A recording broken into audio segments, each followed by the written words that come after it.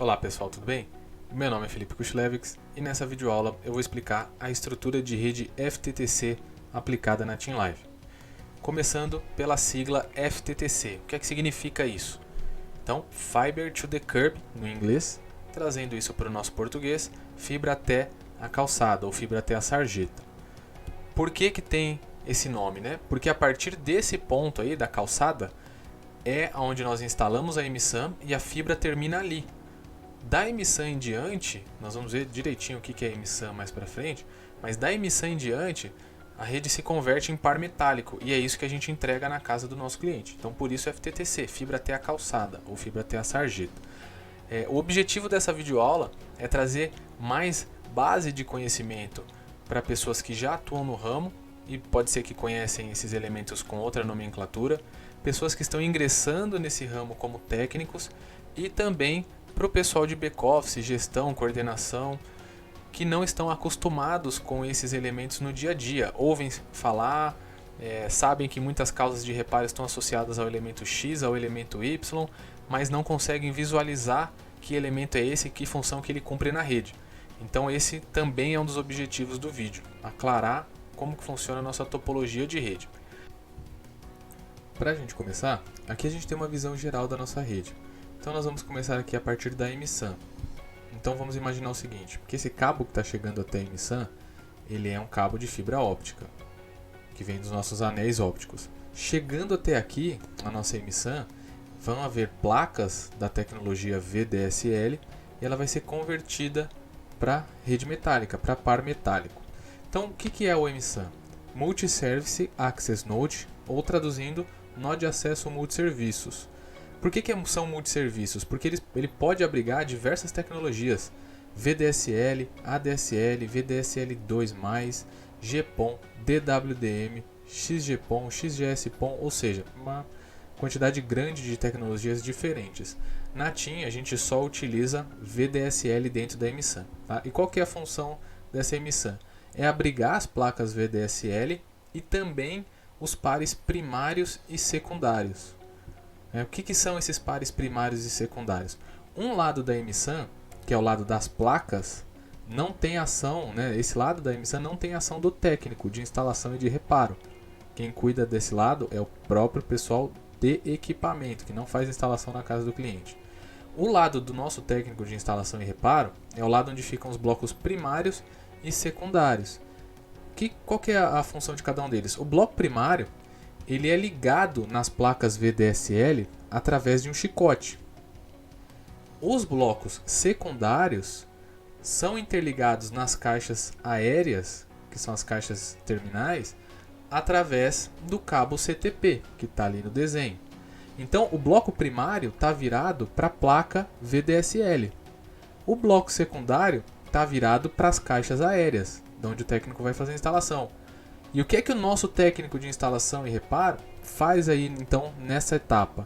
Ele passa um fio, que a gente chama de fio jumper, ele passa um fio que interliga um par primário que ele recebeu na ordem de serviço dele com um par secundário. Então o que ele está fazendo aí? Ele está interligando um par que vem interligado lá na placa VDSL, através do chicote chegando no par primário, no bloco primário, e interliga através do bloco secundário com esse cabo que vai chegar até a caixa aérea, fazendo com que o sinal chegue lá nessa caixa.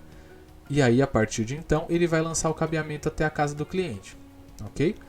Agora vamos detalhar cada um desses elementos, né? Passando aqui, depois da emissão, para o cabo metálico, que é chamado também de cabo CTP. CTP é cabo telefônico principal. Esse cabo pode ter 50 pares, 100 pares, até 200 pares aqui na Team Live. Mas existem cabos CTP de capacidade muito maior, mas a gente não aplica aqui. Esse cabo ele vai fazer a interligação entre a emissão e a caixa aérea, que a gente conhece aqui como TAR, que é terminal de acesso à rede, ou também TPA, que é terminal de pronto acesso. Ambos se referem à caixa aérea que está ali no poste, de onde o técnico vai fazer o lançamento do cabeamento até a casa do cliente. Então, só para recordar, a caixa TAR ela possui os blocos, os pares secundários, que vêm lá da emissão. Lembra? O técnico fez o jampeamento, interligou o primário que vinha da placa VDSL com o secundário que ia para a caixa. Agora a gente tem sinal chegando no par que ele vai utilizar. Né? Tem caixa, digamos que a caixa tem pares de 1 a 20. Na ordem de serviço dele, dizia que ele deveria utilizar o par primário 5 com o secundário 10. Então ele foi até os blocos do primário, selecionou a posição 5 e conectou o cabo dele ali, o fio dele, o fio jumper dele ali. Foi no lado direito da emissão, onde tem os blocos secundários, pegou o par secundário número 10 que veio ali na ordem de serviço dele e conectou essa outra ponta do jumper. Automaticamente, o sinal chegou ali na nossa caixa TAR na posição 10, que é a posição que ele fez o jampeamento, tá certo? E é daqui que ele vai levar agora o FE até a residência do nosso cliente. E o que é o FE? O FE é o fio externo, é o cabo que o técnico vai utilizar para interligar a caixa e o modem. Tem aí uma emenda no meio do caminho, né, que é uma emenda, ela é padrão, ela deve ser instalada, que faz uma transição de cabos, né, de cabo FE, que é o fio externo, para CCI, que é o cabo de conexão interna. Então essa emenda de transição ela vai abrigar, ela vai proteger essa emenda de cabos e garantir que ela não receba umidade e venha a oxidar. Depois disso, então, se esse elemento ele é utilizado para uma emenda de transição, então chegou o FE, agora tem que sair o CCI. Então, dentro da residência do cliente, o cabo utilizado é o CCI. Ele é um cabo de menor espessura, com características antipropagante a chama e fumaça atóxica. Então, por normas ABNT, os cabos de uso interno precisam ter características diferentes. Então, essa é uma das razões pelas quais a gente precisa utilizar esse cabo CCI. Então, depois disso, né, veio o cabo CCI, vai chegar no que nós chamamos de tomada telefônica ou roseta. Qual que é a função dela, né? Ela já tem a conexão específica RJ11, então o técnico vai pegar essa tomada telefônica, ela vem dentro de um saquinho, não vem nada conectado nela, o técnico vai preparar a ponta do cabo CCI, vai preparar o par do cabo CCI e vai instalar dentro dessa tomada. E quando ele conectar o cabo que vem lá do modem nessa tomada aí, né, vai haver comunicação, porque ele tem uma porta específica para receber esse cabeamento do modem. Então, o cabo que é utilizado para fazer essa interligação aí, ele tem a interface RJ11. É um fio telefônico também, mas com as pontas já preparadas de fábrica, que são do tipo RJ11. E aí uma ponta vai conectada na tomada e a outra ponta vai conectada no modem. E com isso, a gente chega ao último elemento da rede, que é o modem propriamente dito. A sigla modem significa modulador e demodulador. Então, esse é o equipamento responsável por negociar tudo que o computador, que o celular, que o tablet faz de solicitação para navegação. Então, se você digita facebook.com.br, o modem vai levar essa solicitação, vai chegar até a emissão, vai chegar até nossos servidores e ele vai devolver essa informação. Se você está fazendo um streaming, a mesma coisa. Se você está baixando um arquivo, a mesma coisa. Então, o tempo todo vai ocorrer a comunicação entre o modem e a emissão, entre a emissão e os nossos servidores que estão mais atrás. Então, essa é a estrutura básica de uma rede FTTC. Quando nós temos um atendimento predial, o que é que nós temos de diferença aqui? O atendimento predial, assim como na rede GPON, nós temos uma estrutura preparada dentro do prédio. O técnico não vai levar o cabeamento, o FE, desde a caixa lá no poste até o 10º andar, até o 15º andar. Não é isso que vai ser feito. Tem uma equipe de adequação predial, que nós chamamos, que faz o lançamento de um outro cabo CTP a partir da caixa TAR, faz o lançamento desse outro cabo CTP até o DG do prédio, que vai estar ali no térreo ou no subsolo. E quando esse cabo chega até o DG, é instalado um bloco de conexão, muito parecido com os blocos da emissão. Então, o técnico vai chegar para fazer a instalação no prédio, já existe a estrutura ali. E o que ele deve fazer? Lançar o cabeamento ali do DG até dentro do apartamento? Não, não é isso que ele vai fazer. Por padrão, ele vai poder utilizar a rede telefônica já existente no condomínio, porque essa rede existente entre os andares, né, ela não é de propriedade de nenhuma operadora, ela é de propriedade do prédio. Então a TIM pode utilizar, as outras operadoras podem utilizar também. Então o nosso técnico vai utilizar essa rede já existente entre os andares, que a gente chama de prumada, e pegando a caixa mais próxima do andar do cliente, é que ele vai fazer depois a ligação para dentro do apartamento. Mas e Felipe, e se eu vou num prédio onde não existe essa rede de prumada metálica? É um prédio mais novo, o pessoal já nem fez isso porque já contempla que os moradores vão querer só serviço através de fibra óptica. Ok, nesse caso o nosso técnico, como ele não tem uma rede para ser utilizada, aí sim ele tem que lançar o cabo CCI dele desde o DG do prédio até dentro do apartamento. São casos muito isolados, dá trabalho, leva tempo, só que é procedimento, então o técnico precisa fazer. Finalizando essa parte de estrutura da rede, vamos conhecer agora também alguns parâmetros que são utilizados para garantir a qualidade do serviço. E os principais utilizados no serviço, né, de VDSL são atenuação, sinal ruído e a potência de saída. Então vamos conhecer cada um deles aqui. Então, primeiro, atenuação. O que é atenuação? É a perda gradativa de sinal através de um enlace, através de um link. Ele está presente em qualquer tipo de transmissão. E vamos dar um exemplo bem prático disso. Se eu estou na frente de um público para fazer alguma palestra, né, a voz que está saindo da minha boca tem uma potência específica. O público que está na frente, né, perto de mim, próximo de mim, escutando essa palestra, eles vão ouvir numa intensidade, numa potência muito maior. Conforme o público vai ficando mais longe, nas fileiras lá de trás, eles vão ouvir de forma mais baixa. Não vai ter toda aquela potência. Por quê? Porque a minha voz também vai sofrendo atenuação através do enlace, através do link, através do meio físico, que nesse caso é o ar.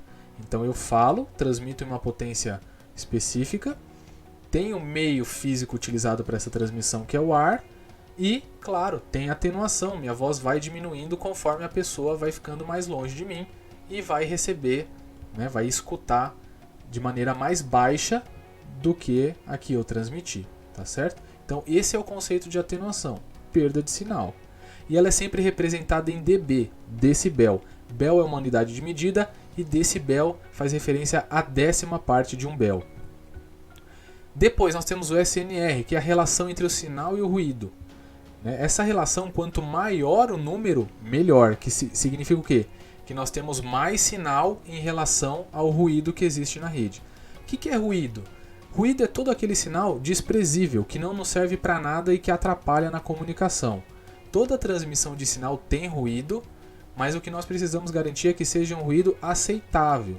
E nós temos os nossos valores aqui, tabelas de referência, para que um ruído seja considerado adequado. Então, o ruído, assim como a atenuação, ele também é medido em dB, em decibel.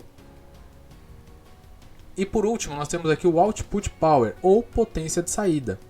Que quando a gente fala de potência de saída em down, significa que é a potência de saída da emissão para o cliente. E output power de up é do modem, né, lá do cliente, em direção à central. E como a gente fala de potência, toda vez que a gente falar de potência de sinal, vai ser utilizada a medição em dBm, decibel miliwatt. Então toda vez que a gente falar de atenuação, de perda de potência, ou de SNR, dB. Quando nós estivermos nos referindo à potência de sinal, é sempre em dBm. Aqui nessa tela nós temos os parâmetros adequados para serem medidos diretamente na emissão. Ou seja, um técnico, quando vai fazer uma instalação, ele precisa garantir que a potência de saída, que a atenuação, que a velocidade, que a margem, já ali na placa, né, lá no par primário dele, esteja dentro do parâmetro. Se não, se ali já tem problema, é óbvio que ele vai encontrar problemas para fazer a entrega do serviço na casa do cliente com os parâmetros dentro do estabelecido. Então ele já tem que verificar, caso ele encontre problema, se tem uma outra porta para ser utilizada, fazer uma manobra e etc. Então aqui os valores, né? Nós temos placas 17A e 35B.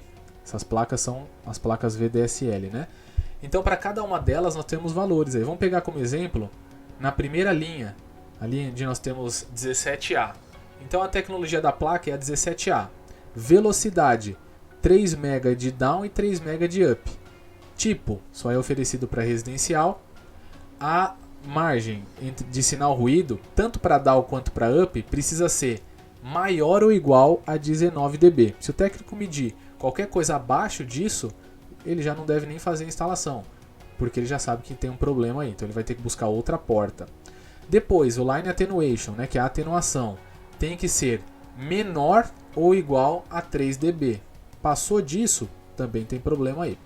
A velocidade de up e a velocidade de down também estão caracterizadas aí. Então, de up, a gente precisa garantir pelo menos 0,315 MB, que seria equivalente a 315 kbps, e de download pelo menos 3,15 megabits por segundo. Então a tabela ela tem para todas as velocidades.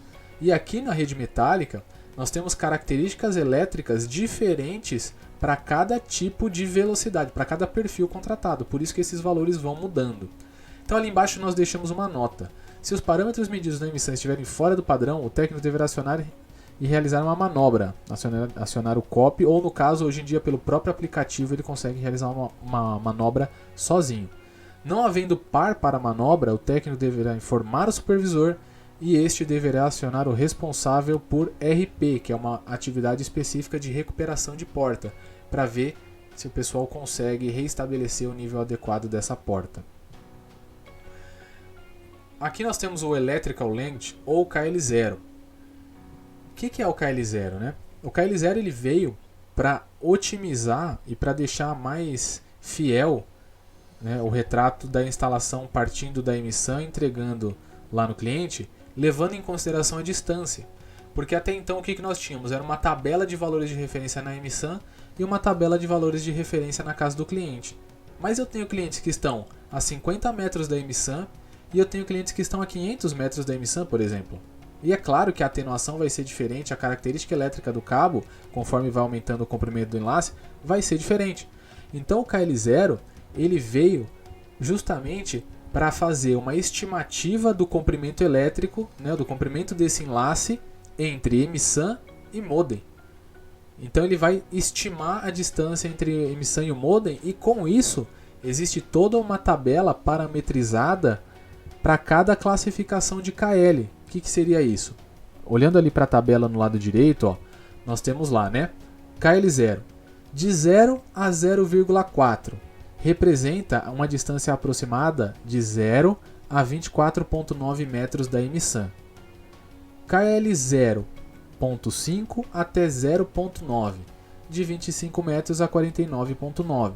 Vamos pegar o exemplo que está em vermelho ali, ó. KL7 e 7.4. A gente está usando um exemplo aqui no desenho, ó, distância entre emissão e cliente de 354 metros. Representado lá na tabela do KL, ó, 7.1. Porque está dentro ali entre 7 e 7,4, que seria entre 350 metros e 374 metros. Então a nossa classificação de KL aí, 7.1. Tá certo? Então a própria ferramenta, né, que a gente tem aí de certificação de rede, que é o NGASP, ele faz essa estimativa, né? Então esse é o KL0, que muita gente tem dúvida de saber o que é esse KL0, como é que ele dá a classificação de um KL0 para mim, entre KL1, 2, 3, 13.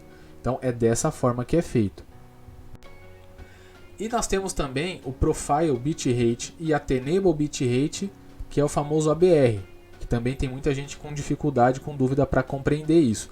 Nós temos aqui no lado direito da tela um print do NGASP, que é a ferramenta utilizada para certificação. E essas bolinhas verdes e vermelhas são o que nós chamamos de farol do ABR, do Attainable Bitrate. O que nós temos aqui? Então, primeiro, ali em cima, ó, certificação automática e o status do check. Então, KL, qual que é a classificação? 4.0, nesse exemplo. Profile Bitrate de up, está em verdinho ali, classificação 10. O que é o Profile Bitrate, tanto de down quanto de up? Então tá ali, ó. O Profile Bitrate, ou seja, a taxa de bit do Profile, faz um check entre o produto contratado e a configuração da porta da MSAN, configuração de AAA. Então, Profile Bitrate de up é partindo do modem em direção à MSAN e em down partindo da MSAN em direção ao modem. E depois nós temos ali embaixo o Attainable Bitrate. O que é que significa isso? É a taxa máxima de bit alcançável. É o máximo que esse link suporta de transmissão de dados. Então a ferramenta ela realiza um teste de estresse, né? Vê o quanto que ela suporta nesse link do cliente para ver se ele tem capacidade de receber o perfil contratado ou se é preciso fazer alguma revisão, algum check na rede, ou se mesmo após todos os testes possíveis o técnico garantiu que ele fez tudo de forma correta, o farol do KL0 ainda não certifica, significa que tem que ser feito um downgrade desse cliente, ou seja, a gente tem que baixar um pouco a velocidade dele para garantir que ele vai ficar dentro dos parâmetros que possam fornecer qualidade e estabilidade ao serviço que ele contratou. Então, exemplo, a Attainable Bitrate de up é a taxa máxima de bit alcançável partindo do modem para emissão, ou seja, em upload. E a Attainable Bitrate de down partindo da emissão para o modem, ou seja, digamos que é quando você está fazendo um download. Então, para que a ordem seja certificada, todos esses itens aqui precisam ser aprovados, né, que é o verde, o status verde, ou no máximo com o amarelo, que é to check. Se esse farol tiver amarelo, é a verificar. É o cenário ideal? Não, porque significa que já existe um ponto ali que deve receber atenção, mas a ordem é certificada. Mas para garantir que está tudo correto dentro do padrão e oferecendo qualidade para o cliente, estabilidade, tudo tem que estar verde. O farol da certificação precisa estar verde. Então, pessoal, eu espero que vocês tenham aprendido conteúdos novos, tenham tirado dúvidas, tenham se inteirado um pouco mais sobre a estrutura de rede FTTC da TIM e a gente se vê na próxima videoaula. Até lá!